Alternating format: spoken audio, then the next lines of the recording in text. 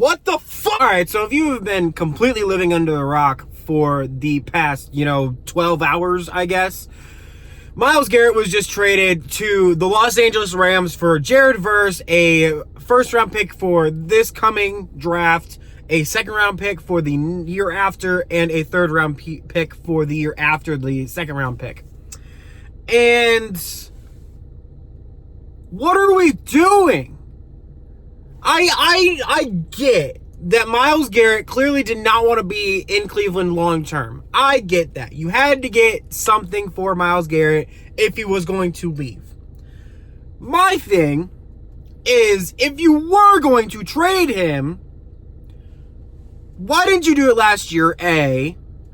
Because this is the same general manager that we had last year, basically the same front office.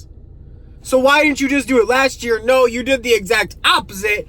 You signed him to a record-breaking, at the time, contract extension, making him the highest paid, I believe, non-quarterback in the NFL at that point, resetting the market. And we go from that to probably a little over a year later to trading him to a team that, by all accounts right now, is the front runners to win the Super Bowl. And we got Jared Verse, who, is a good player. We will talk about that. But we got Jared Verse and a first-round pick that is basically going to be an early second-round pick. It will be it's basically guaranteed to be in the late 20s unless something drastic happens. Late 20s and maybe even a 30 to 32 pick in the first round. So basically a second rounder. Like, trade it. I don't get it. Like, we do all of that. Myles Garrett, if it wasn't last year it was, it sucked that Garrett wanted to be traded from Cleveland. He did not want to go from Cleveland to Canton. That was the big thing, right? And Andrew Berry puts out this press thing that we want to keep Myles in Cleveland, yada, yada, yada. And we do all of that. And we let Myles Garrett be a Cleveland Brown for an extra year, basically. We thought it would be more, but it's an extra year. And let him break the sack record.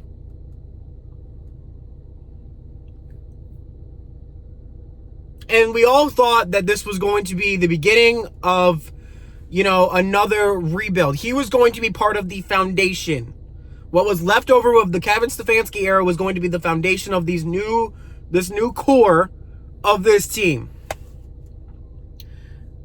And instead, he is going to LA, where he will more than likely be winning a Super Bowl in the next year or two.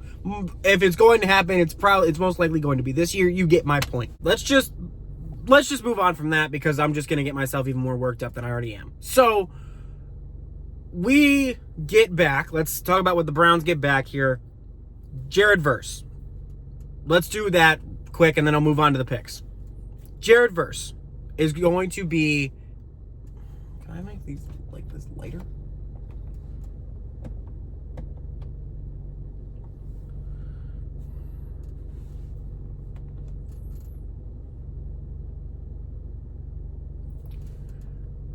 All right, so let's just get on to what the Browns get back in this trade, because I'm just going to get myself even more worked up than I already am. So let's go with the player first. So we get back Jared Verse. Jared Verse is the only player that we get back in this trade, and I'll get to the picks here in a second. So you get back Jared Verse. In a bubble, Jared Verse is a good player, good to great player. And he's a guy that is younger than Myles Garrett, obviously. Came in the 2020 draft, 2021 draft, somewhere in there.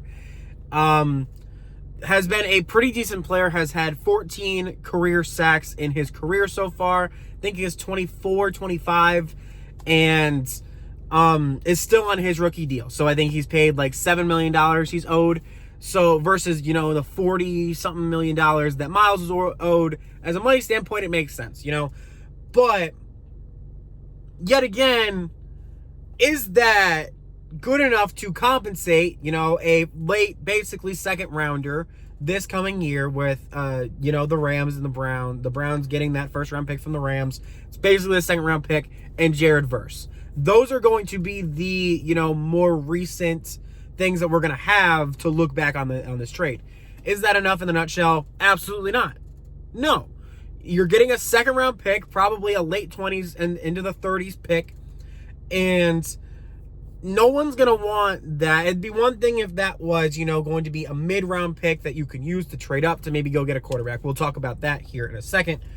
But it's not. It's at very least a bargaining chip that you can kind of throw in there, but you're going to need something else. It's not going to be, hey, we'll give you this our first round pick that we're going to have, and the Rams' first round pick that we just got. No. You're going to need something else on top of that. And, it's just not enough. It's not enough. And for Jared Verse specifically, he's not good enough. He's a good player. He's not good enough to fill even a fraction of the hole that Myles Garrett is going to leave in that defense. He's the new guy. He's not going to be as good. We've seen the Myles Garrett highlight tapes. He's literally the sack king. He just broke the record. And you are putting a guy that is not even probably the best edge rusher in his class. You're not getting the best edge rusher of Jared Verse's class. You're getting the second best, which is still good, but it's not Myles Garrett. It's not round one, pick one Myles Garrett. It's not the best defensive player, and honestly, he could be the best player in the NFL regardless of position in the NFL, and you get a player and 3 picks for him. And in return, he's going to go be a Super Bowl contender, which he obviously wants. Everybody wants to be a Super Bowl contender at the end of the day. But he's going to go to LA, be in LA, and go have a chance to win a Super Bowl. It's a win-win for him. For us, we're over here like, well, what do we do now? Because, that is exactly, it's like, oh, we pulled the trigger, now what? I can't answer that. I don't even think Andrew Berry can answer that. Haslam can probably be like, we got Deshaun Watson, it's fine. That's Haslam. Oh, my God. And even, the Browns offseason up to June 1st of today, June 1st. You can probably say they've had one of the better off seasons across the league, right? Good draft class, decent free agency signing so far in the offense, rebuilding that offensive line after basically having, I don't even think anybody come back unless Joe Bitonio decides to come back, which is unlikely. You're rebuilding that entire offensive line. You're rebuilding that wide receiver room. You're giving your quarterbacks that you have in that room a chance, except Dylan Gabriel, because no one wants Dylan Gabriel to play.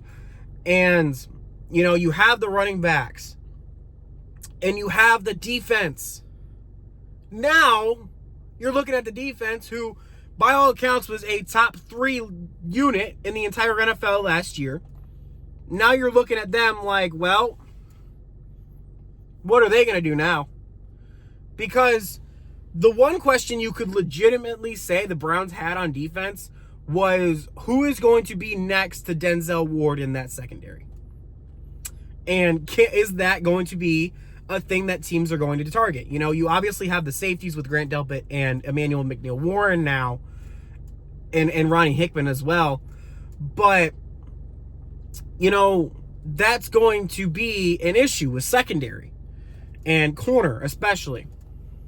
Because Greg Newsome is gone. You have Jenkins, but he's older-ish. You don't have Martin Emerson anymore. I think he's in Buffalo or something now. So he's not on the team anymore. There's a lot of guys that were on that secondary that you kind of thought you had for a while. Now the Browns aren't bringing those guys back because it wasn't a question of it. They didn't address it in the draft at all. And that was going to be something. But at the end of the day, you still had Myles Garrett, who was, capable of getting to the quarterback like that on any given play. Now you don't have that. Now you got to go and not only convince your defensive line, who just lost their star player, to now even be the same caliber of defensive line that they were. Spoiler alert, that's not going to happen. They're going to take a step back, obviously, now. And you got to ask the secondary to, hold their water, basically, while the defensive line has some growing pains. Because, obviously, they're going to, because Myles Garrett's not on that line anymore. The best edge rusher in the NFL is not on that line. What do you think? The defensive line's just going to be all fine and dandy now? No. Jared, this is not, I honestly really feel bad for Jared Verse. I really, really do. I honestly think that he is a good player. He's not Myles Garrett. He's not. He's never going to be Myles Garrett. And whatever he does in Cleveland, every success he's going to have, whether he breaks, let's say he breaks the career high in, his career high in sacks this coming year. We're going to look over to Myles Garrett and be like, we could have had better because we had Myles Garrett last year and he just broke the sack record. Unless Jared Verse breaks the sack record next year, everyone's going to look at Myles Garrett and be like, wish we still had him on the team. Everything that Jared Verse is going to do as a Cleveland Brown is going to be tied to Myles Garrett, and that is going to become toxic. This entire rest of the offseason, everyone's going to be looking at Jared Verse's practice reps versus Myles Garrett practice reps. That's not comparable. Myles Garrett, yet again, is the best defensive player in the entire NFL. And you're comparing him to Jared Verse, who's a good player. He's good. But that's his cap. He's good to great. Myles Garrett is generational. You don't trade a guy like Myles Garrett away. You don't trade LT. You don't trade Tom Brady. You don't trade those type of guys. You don't trade Deion. Yeah, I guess Deion did trade. I'm catching myself rambling, but you don't trade those type of guys. Everyone wants to look at, if you think of Cleveland, you think of Pittsburgh. Let's look at Pittsburgh. Are they going to be trading a guy like TJ Watt, someone who has clearly fallen off from where he was a few years ago, where Myles Garrett was still kind of, improving and on that upward trajectory, to breaking the sack record last year? TJ Watt's kind of fallen off a little bit. They're not trading him at the end of this year, probably. You just don't do that.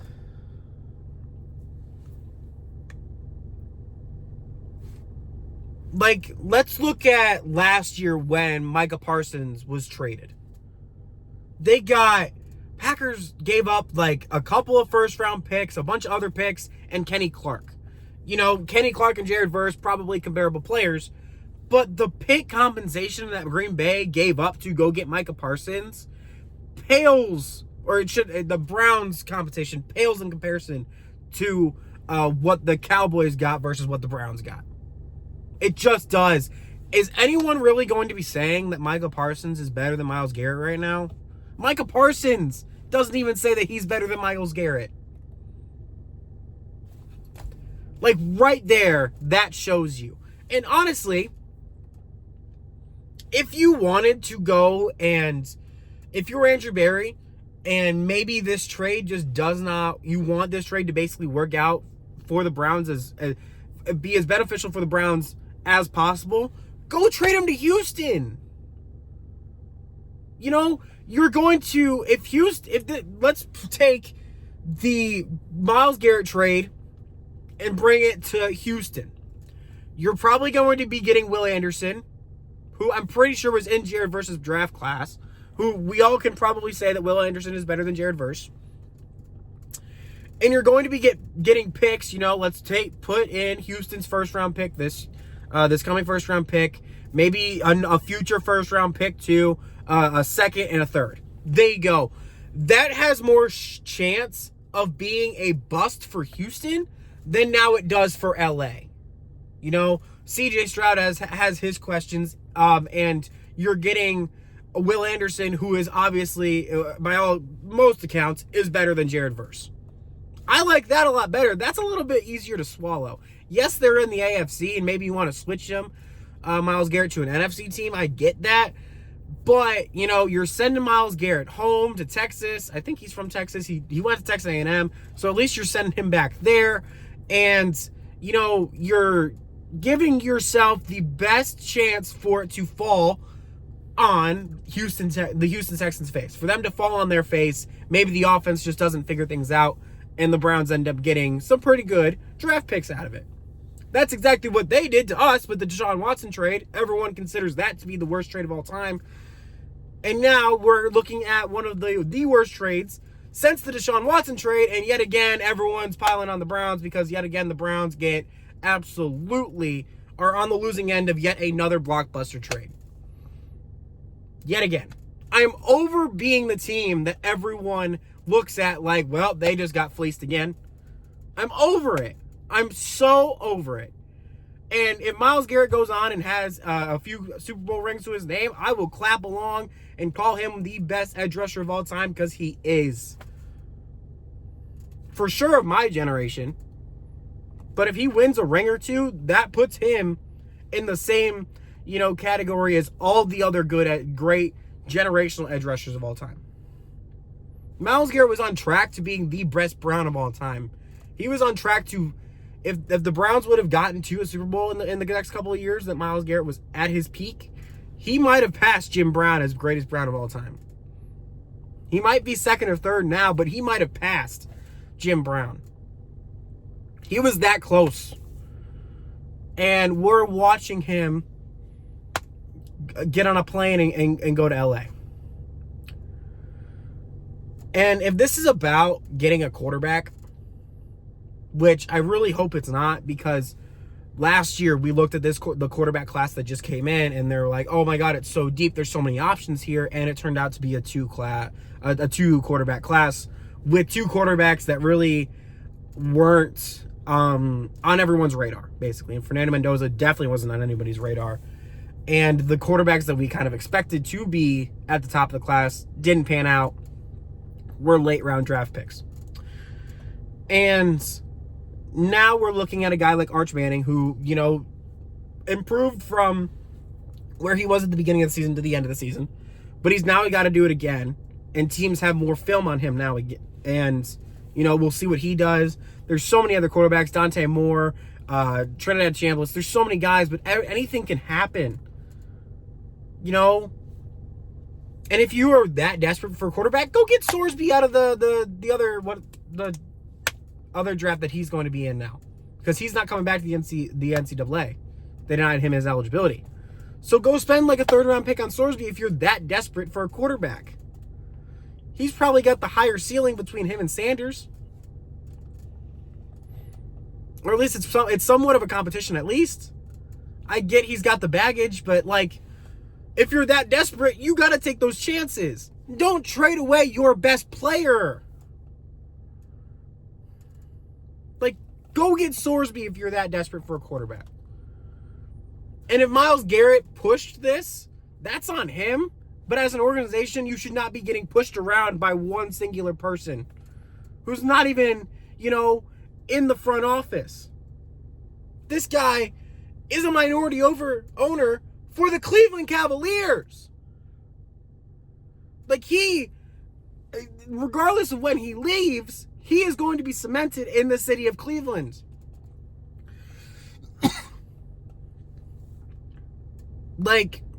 This was just a head-scratching move. And right now, everyone should be calling for Andrew Berry's head. Tom Monken hasn't even stepped on the field, and I've been hearing him get called out for the chopping block. Monken hasn't even met Myles Garrett yet. And if this is about Jim Schwartz not getting the job, which I agreed with, actually, if you really think about it, Jim Schwartz has not really succeeded as a head coach. He's more of a Jim Knowles, Matt Patricia type guy. And I know I'm just naming Ohio State coordinators, but that's what I'm... Chip Kelly, which is another Ohio State coordinator. But he's one of those guys that doesn't want to be a head coach either, or isn't really good at being a head coach, but he's a great coordinator. And the Browns hiring him was just going to be a bad move, and it was going to end up getting him fired. And I didn't think Todd Monken was my first choice, but I didn't mind the hire. And if Myles Garrett hated that much, just the tension has been there for almost 2 years now. Just deal with it. Don't send him off to LA.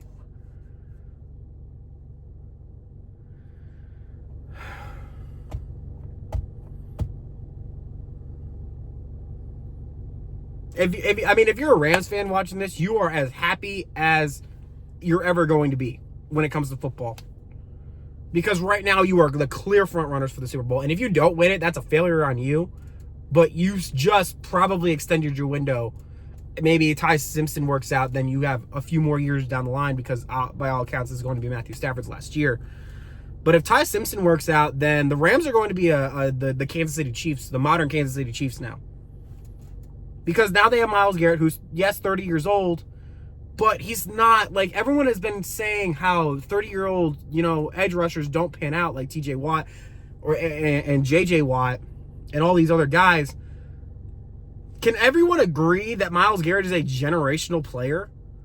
That he is not human? I mean, he is, but, like, you get my point? Like, the Browns had a guy and he signed an extension. You had him and you shipped him like he's just a piece of trash out to LA. Which, by the way, Myles, please get your driving under control because that LA highway is no joke. It's not Cleveland. Just don't do it. Don't speed. Please. Anyways, what is that deal? Like, what's going to happen with, like, guys like Denzel Ward now, who is my favorite Brown? Myles Garrett was my second favorite Brown, but Denzel Ward, being an Ohio State guy, is my favorite Brown. I have his jersey. I wear it every week on game days. What does that mean for Denzel Ward? Why would you want to be here? It's obviously that the Browns want to get younger, so why do you want to be here? You're only a few years younger than Myles Garrett, and you're a corner, where corner is a young man's game. It's just a fact. Jalen Ramsey is an outlier. So, if you're Denzel Ward, I'd be kind of worried. Now, I know the Browns have said no to Denzel Ward trades, front office so far, but they were also saying no to Myles Garrett trades, and look what happened to that. But yeah, I think I'm done. I think I got it all out. If there's anything I missed, please let me know. I might make another video rambling on even more if I did miss something big. But yeah, recap. Myles Garrett is officially a Los Angeles Ram. Jared Verse is officially a Cleveland Brown. And I really hope that for the Browns' sake it works out. But right now it's hard to see a bright side of this trade. It's hard to see a bright future for the Browns right now.